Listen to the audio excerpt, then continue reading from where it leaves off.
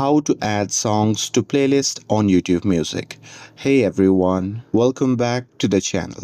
In today's video, I'll show you how to add songs to a playlist on YouTube Music so you can organize your favorite tracks. So now without further ado, let's get started. So here, first thing first, open the YouTube Music app on your phone and make sure that you're logged in to your account. And now here, once you are inside the app, you can simply search for the song that you want to add.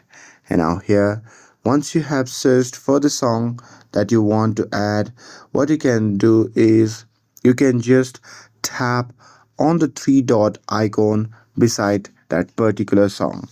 And now here from the pop-up menu, what you can do is you can just scroll down and there you can just tap on save to playlist.